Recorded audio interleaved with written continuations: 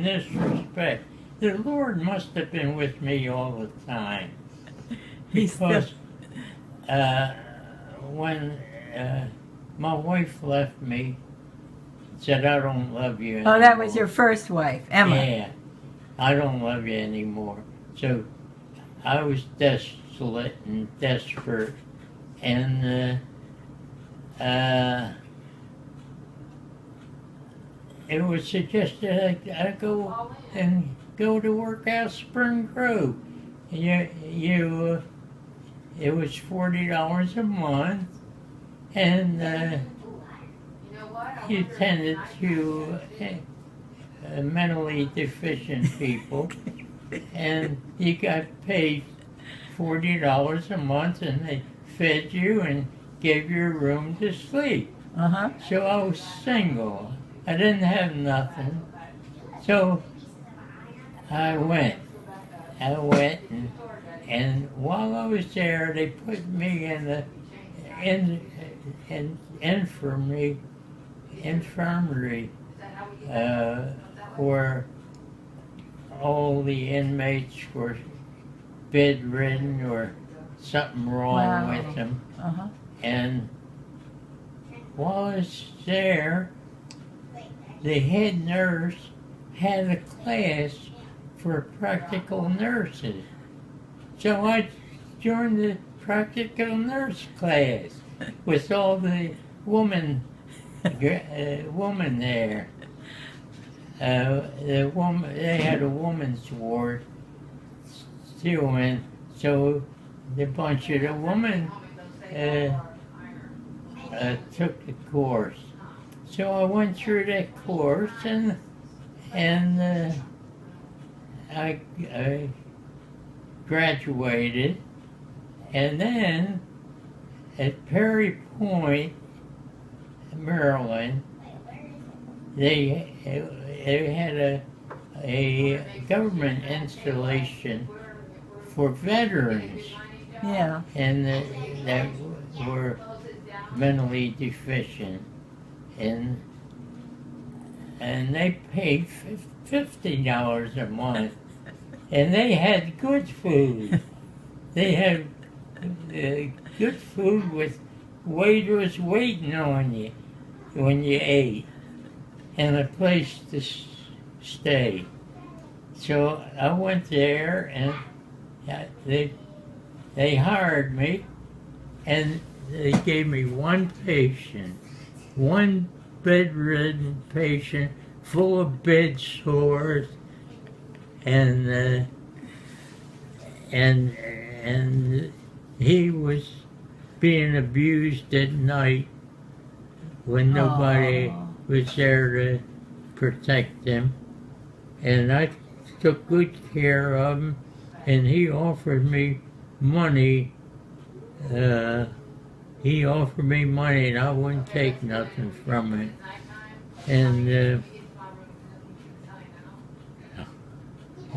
And I couldn't say nothing about the night shift that I couldn't have proof about, because they were stealing off of him, and that's awful. And I took good care of him. And they had a 9-hole golf course there, and I'd borrow golf clubs from some of the inmates, and I'd go out and play golf.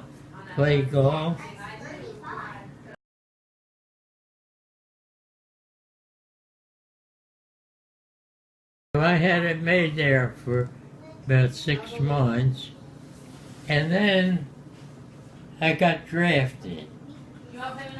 When I got drafted, I had on my resume, I had to tell that I worked in the hospital.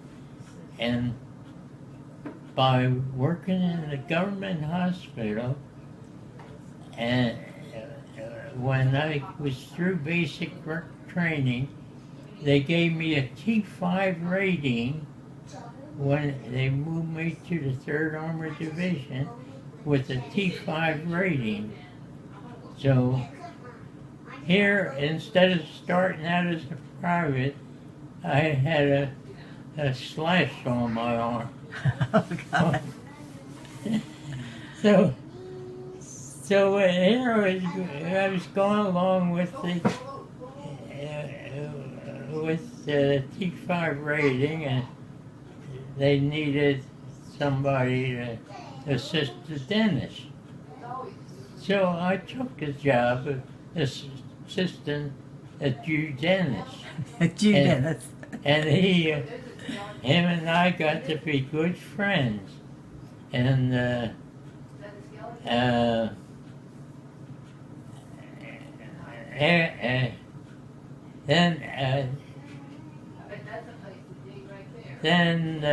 they built up the unit from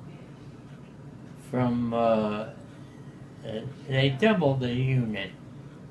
So they made the 7th Armored Division and the 3rd Armored Division out of the 3rd Armored Division. Mm-hmm. Well, the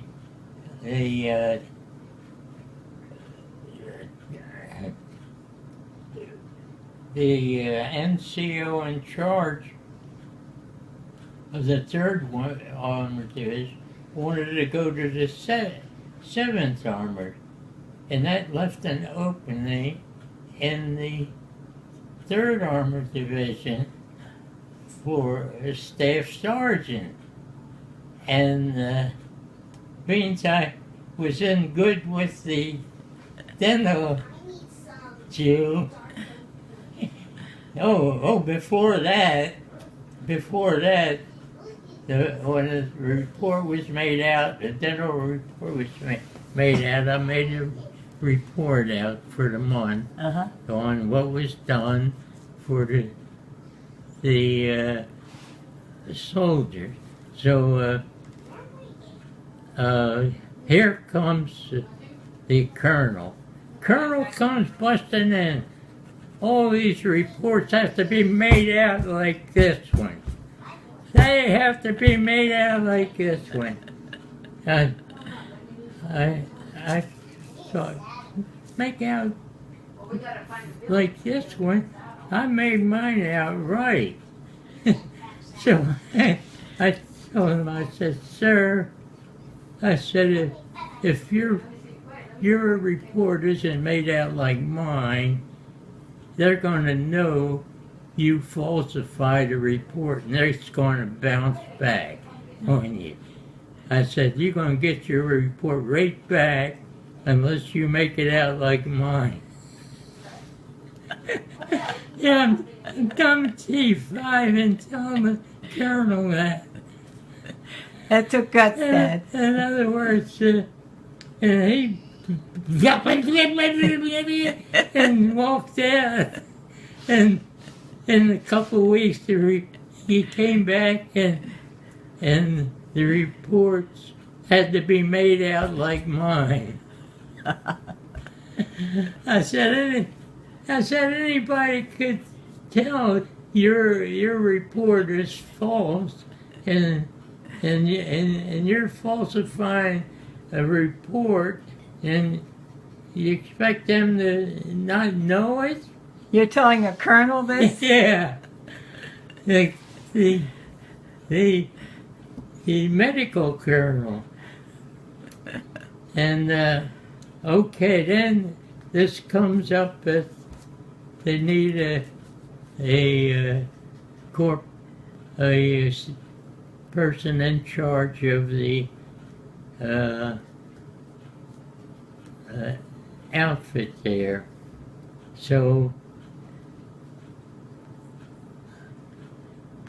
my name came up because I had, out of 150 questions, I had 133 right. You were smart. And not only that, but I had 17 men, and only one knew how to put a bandage on. And there's a big medical technicians. So I was the only one that had any experience. the one man was a pharmacist. So that was good for me because he took care of ordering all the medicines Wow. we needed and all the bandages and stuff like that. That was up his alley. And order and the narcotics or any narcotics we needed and stuff.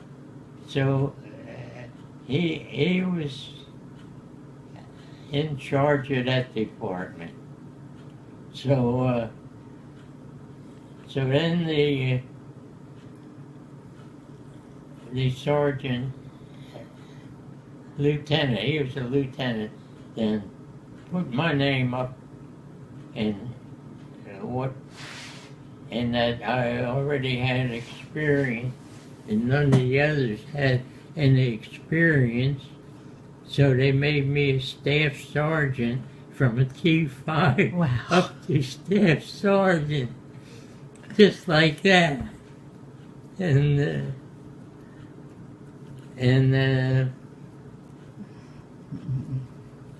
so what I wound up was I had a major, a captain, and a lieutenant, and 17 men that didn't know how to put a Band-Aid on. And I had to train on bandaging and how to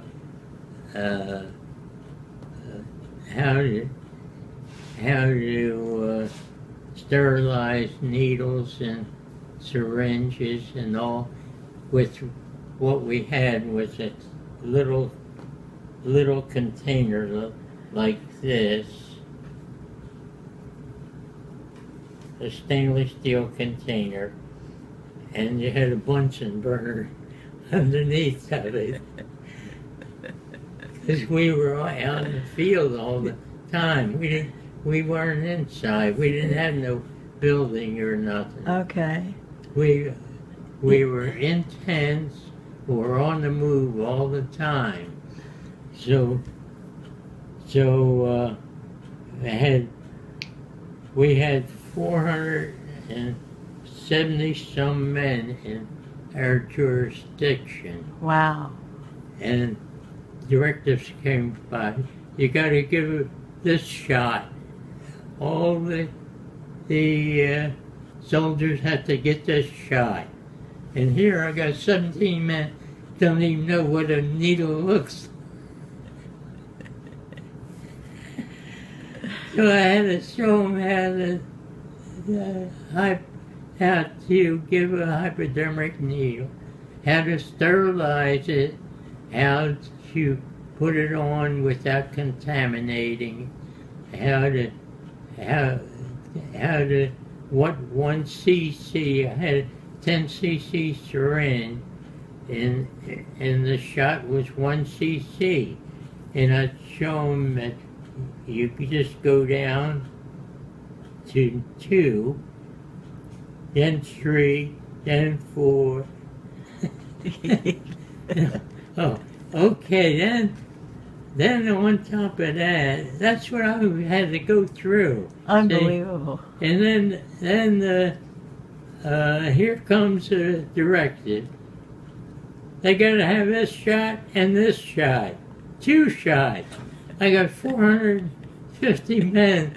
I got to give 2 shots and make a report out showing that each individual got their shot. I had a report sheet with all their names, Uh-huh. and I had to make sure that all of them got a shot. So what I did, we were in a building at that time. I put a curtain up on the building. I said, now, everybody put their hand on their hips like this.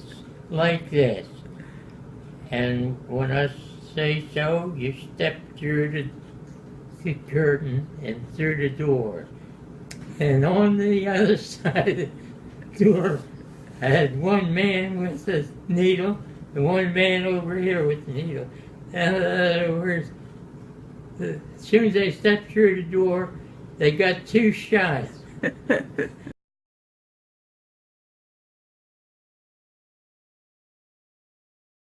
All I had to go through, I had to make a report on the narcotics. Each one had a packet of bandages and stuff for injuries, and each pack had a package of 10 morphine tablets in it, and I had to report on how many morphine tablets were used, how many codeine tablets were used, how much we had 190 proof alcohol. Drink it. I had to measure the alcohol and mark down how much alcohol was used for, like we use alcohol from cough medicine and stuff like that. And so there's one lieutenant. One lieutenant wouldn't let me check his bag, and I went to the major and I said, Lieutenant so-and-so wouldn't let me check his bag, and he got a hold of him and he checked the bag and there was no morphine. The lieutenant was taking the morphine himself, so we got rid of him.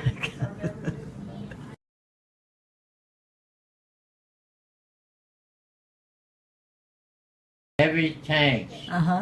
Heavy tank division, and we spearheaded the route through where they were going.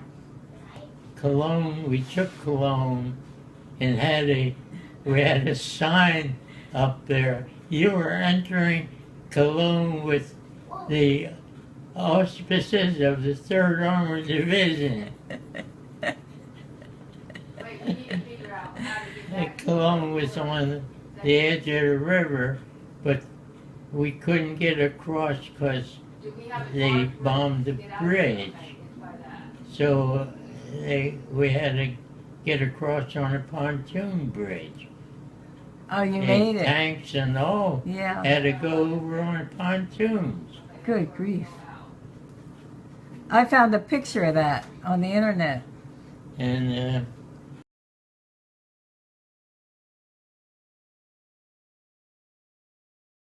cigarettes, except what the lousy ones in the K ration. He had a couple of cigarettes in the K ration, but we didn't have any cigarettes for 3 months. And what happened? The officers short-stopped the train in France and were selling the cigarettes for $20 a package. And we weren't getting any of them. Wow. That's terrible. And they didn't tell us what happened to them. I bet that was a lot. I mean, they should have put them up against the wall and shot them. They should have.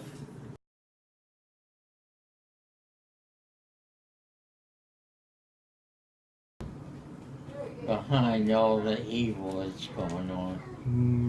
Well, Why do you say that, Dad? Look, North Korea didn't have a pot to piss in. They still don't. And they had to be getting all that stuff from somewhere, and the only place they could supply all that kind of stuff to them would be Russia. And Iran.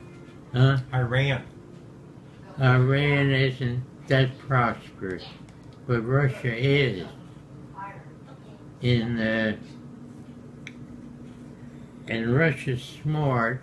They get all these other little countries that do all the stirring up trouble, and they sit back like they can't understand it.